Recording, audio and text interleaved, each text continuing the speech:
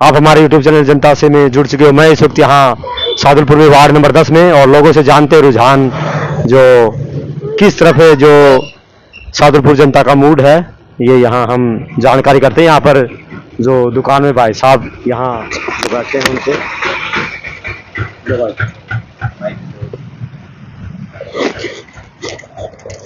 हाँ जी बोलिए। हाँ, क्या नाम भाई साहब आपका? भवानी शंकर। कहाँ से आप? यहीं सादलपुर से। तो सादुलपुर में भाई साहब के ढंग से जो है, सादलपुर में ज्यादातर राहुल कस्वां का ही झुकाव रुझान है, वो ज्यादा दिख रहे हैं। क्योंकि बीजेपी है ना, बीजेपी का एक तो कैंडिडेट नया है, और मोदी लहर इतनी नहीं है जितनी ये प्रचार कर रही हैं 400 पार 400 पार, वो वाली बात नहीं है। हाँ, प्रधानमंत्री देश का हो सकता है मोदी जी बने, और बनने भी चाहिए, लेकिन ये हॉट सीट हो गई चूरू जिले की।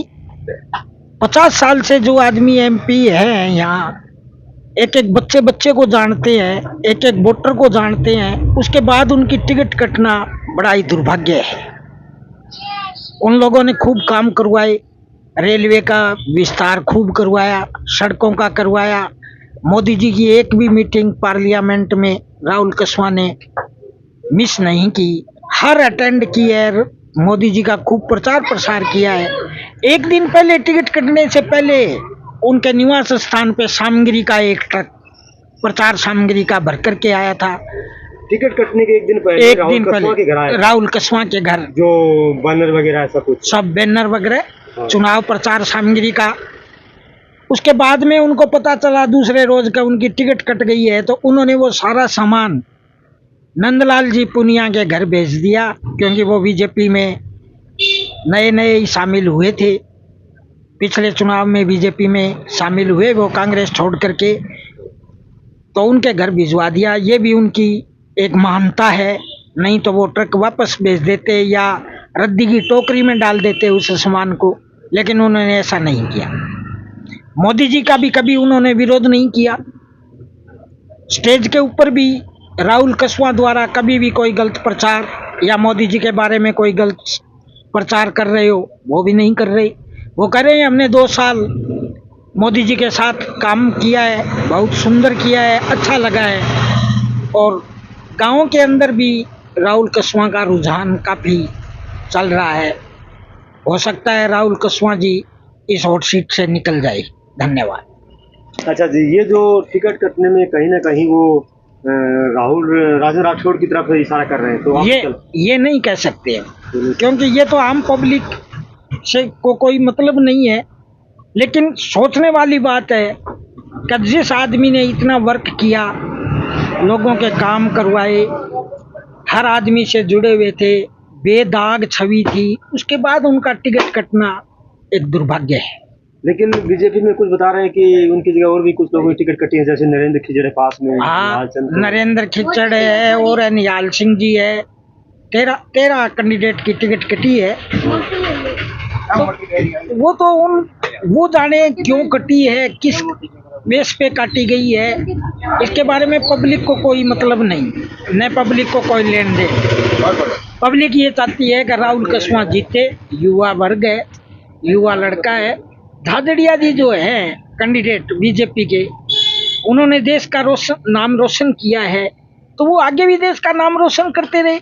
राजनीति से उनको आना ही नहीं चाहिए था, न राजनीति से उनका कोई लेना देना है, न कोई उनका परिवार कभी राजनीति में रहा है।